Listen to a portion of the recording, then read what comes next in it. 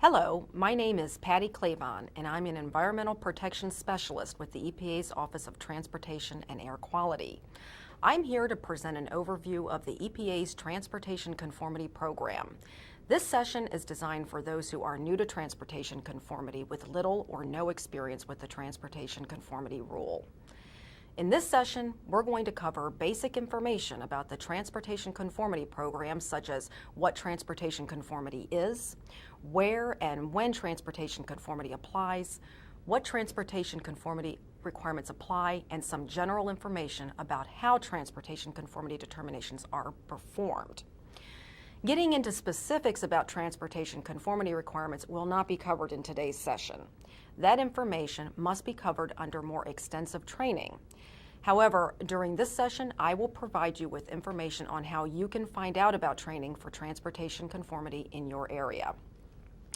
So, what is transportation conformity? Transportation conformity is required by the Clean Air Act Section 176C, which requires that before metropolitan transportation plans, transportation improvement programs called TIPs, and federal projects are funded or approved, their emissions are evaluated and are determined to be consistent with air quality goals. Now, transportation conformity is not the same type of conformity as general conformity. Transportation conformity applies to all Federal Highway Administration and Federal Transit Administration transportation actions and only addresses air pollutants from on-road mobile sources such as trucks, transit, and cars. General conformity applies to all other federal actions such as airports and freight rail, and it applies to all 6 criteria pollutants, which include the 4 I've already mentioned, as well as sulfur dioxide and lead. Transportation conformity ensures that metropolitan transportation plans, TIPs, and other federal projects conform to the purpose of the State Air Quality Implementation Plan, called a SIP. What do we mean when we say conformity to the purpose of the SIP? Well, conformity to the purpose of the SIP means specifically that these transportation activities, the plan, the TIP, or project, will not cause new violations of the NAAQS, increase frequency or severity of the NAAQS violations, or delay timely attainment of the NAAQS or any interim milestone. The Clean Air Act ties air quality planning and transportation planning together. Transportation conformity is the link between these 2 planning processes. So why is this link so important? Well, the transportation sector is one of several sources of air pollution. The transportation conformity process ensures that emissions from planned highway and transit activities do not affect the state's ability to achieve the clean air goal of meeting the NAAQS. In essence, transportation conformity helps the SIP achieve its goal to protect public health. It creates a forum for better long-term decisions, it coordinates transportation and air quality planning processes, and improves transportation and emissions-related data, planning assumptions, and the models used. Where does transportation conformity apply? As I mentioned earlier, transportation conformity applies to all Federal Highway Administration and Federal Transit Administration transportation actions and only addresses air pollutants from on-road mobile sources such as trucks, transit, and cars. Geographically, transportation conformity does not apply to every area of the country. Transportation conformity only applies in areas that EPA designates as non-attainment and those areas that EPA designates as attainment. These are called maintenance areas. A non-attainment area is an area that EPA has designated as not meeting a NAAQS. A maintenance area is an area that was once designated as not meeting a NAAQS, but is currently meeting and maintaining that NAAQS. So again, transportation conformity only applies in areas that are designated as non-attainment or maintenance, and transportation conformity only applies for certain transportation-related pollutants and their precursors. These pollutants are ozone, carbon monoxide called CO, particulate matter that's less than 10 micrometers, that's called PM10, particulate matter less than 2.5 micrometers, that's called PM2.5, and then nitrogen dioxide called NO2. You can find information about which transportation-related criteria pollutant precursors are subject to transportation conformity requirements by reading the Transportation Conformity Regulation at 40 CFR 93-102B. In the areas where transportation conformity applies, certain transportation activities that are subject to conformity are metropolitan transportation plans and TIPs. Regionally significant non-federal projects are included in the conformity determination for the transportation plan and TIP, but a project-level conformity determination is not required for regionally significant non-federal projects. We'll cover project-level conformity determinations later in this session. Non-exempt federal projects that receive Federal Highway or Federal Transit Administration funding or approval are also subject to conformity. Certain kinds of projects, such as safety projects, are exempt from some or all of the conformity requirements. To find out more information about projects that are exempt from transportation conformity, contact your local EPA regional office or interagency consultation partners. You can also consult the conformity rule at sections 93.126, 93.127, or 93.128 for information on exempt projects. You might have noticed that statewide transportation plans and statewide transportation improvement programs, or STIPs, are not on the list. Statewide transportation plans and STIPs are not subject to transportation conformity. So, when do transportation conformity requirements apply? The conformity regulation includes certain requirements for when transportation conformity determinations must be made. It's important for you to be aware of these requirements so that you can be taking steps now to prepare in advance so that your area can meet these requirements by the time conformity applies in your area. For a newly designated non-attainment area, a conformity determination for a transportation plan and TIP must be completed within 1 year of the effective date of the non-attainment designation. Once this 1-year grace period has ended, conformity must also be determined prior to the approval or acceptance of a new transportation plan, a TIP, and certain transportation plan and TIP amendments. A conformity determination must also be performed within 2 years of an adequate or approved motor vehicle emissions budget called a SIP budget. Finally, a conformity determination must be performed for any non-exempt federal highway or transit project prior to its adoption, acceptance, approval, or funding by the Federal Highway Administration or the Federal Transit Administration. This is called project-level conformity. Project-level conformity requirements also apply 1 year after the effective date of a new non-attainment designation. And as I mentioned earlier, I'll discuss project-level conformity requirements in more detail later in this session. So let's talk about who is responsible for the transportation conformity process. A variety of agencies are involved in the transportation conformity process, and each has different responsibilities. First, the Federal Highway Administration and the Federal Transit Administration determine conformity on transportation plans, TIPs, and projects to ensure that all the conformity requirements are met before funding or approving any federal projects.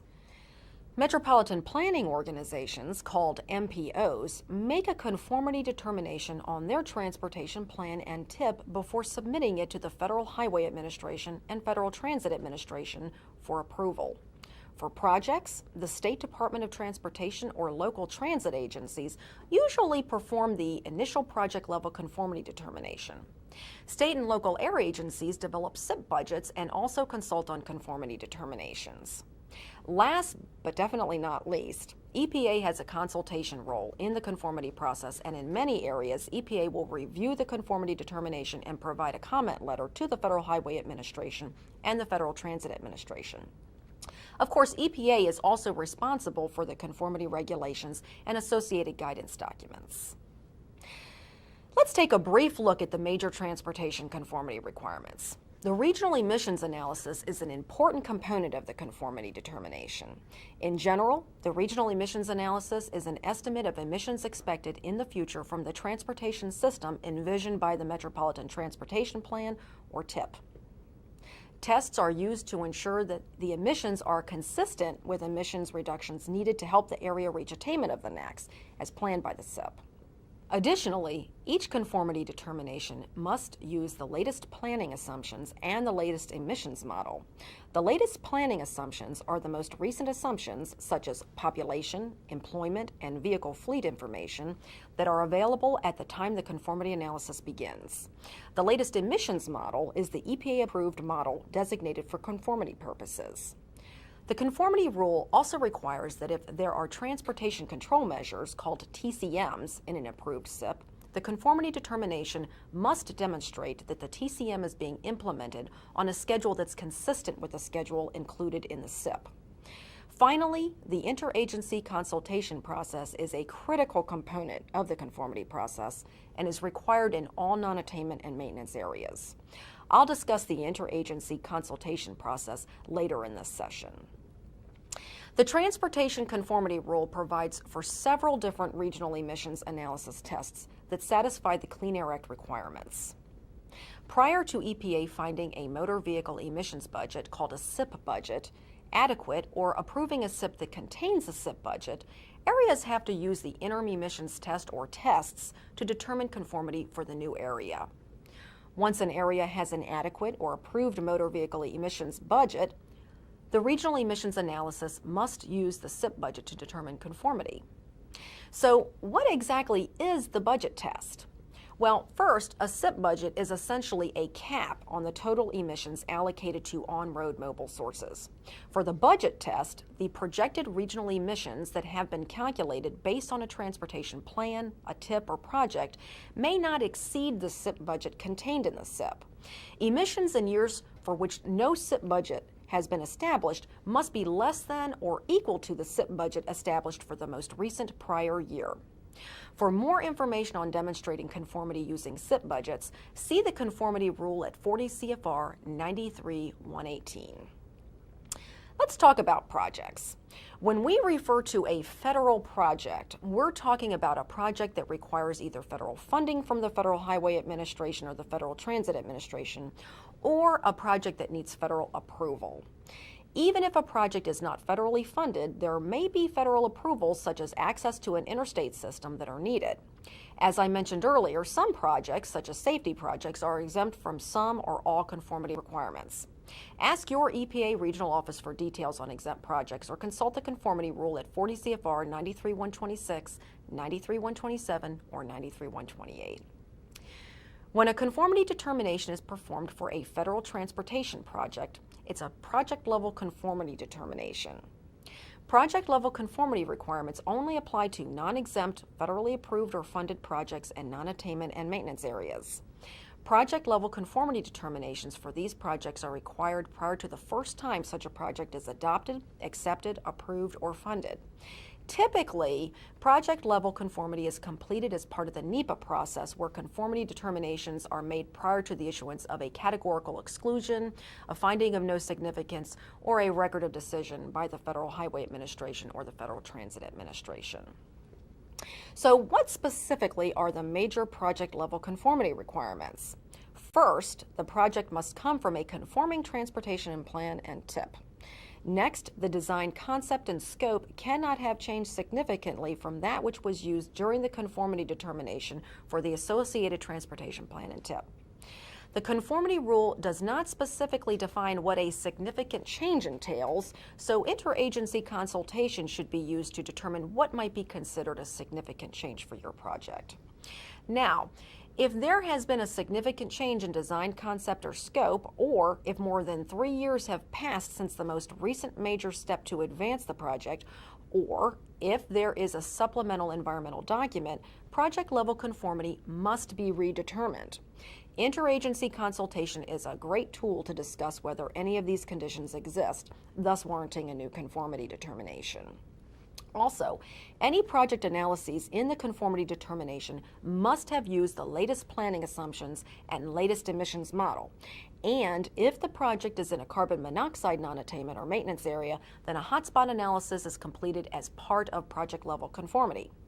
In a PM10 or PM2.5 non-attainment or maintenance area, a hotspot analysis is completed only for projects of air quality concern. Finally, if there is a PM SIP, and it includes control measures, then compliance with those measures must be assured. As I mentioned earlier, interagency consultation is required in all non-attainment and maintenance areas where transportation conformity applies. The interagency consultation procedures established in a non-attainment or maintenance area are formally integrated into the SIP. It's called a conformity SIP. And the conformity SIP is legally enforceable. The conformity rule requires consultation on the development and modification to SIPs, transportation plans, TIPs, and associated conformity determinations. You can find more information on interagency consultation requirements in the conformity rule at 40 CFR 93-105. Besides the fact that interagency consultation is required by the conformity rule, interagency consultation is a key component in the conformity process. It's intended to enable a collaborative process between agencies and organizations to decide and reach agreement on key elements of the conformity process and of the transportation and air quality planning processes. The interagency consultation partners include the Federal Highway Administration and the Federal Transit Administration, the EPA, the State DOT, the State Air Quality Agency, MPOs, and local transportation, transit, and air agencies. Interagency consultation ensures that agencies involved in the conformity process meet regularly, share information, and identify key issues early in the conformity process. Additionally, the process ensures that schedules are coordinated for transportation plan and tip conformity determinations and for SIP development. Finally, interagency consultation is the forum for collaborative decision-making on issues such as modeling methodologies, planning assumptions, and the choice of conformity tests to use. Both EPA and the Federal Highway Administration have extensive amounts of information available on their websites to help guide you through the conformity process. Examples of information that EPA provides on its website include the conformity rule and guidance documents. The Federal Highway Administration website includes research projects on conformity implementation, joint EPA and DOT guidance, examples of conformity practices and documents, as well as training opportunities available for areas that need training on the transportation conformity process. If you have specific questions on transportation conformity or how to meet the requirements in your area, both websites also include contact information for more information and questions. Thank you for your time during this training session on transportation conformity for new non-attainment areas. We hope you found the information helpful.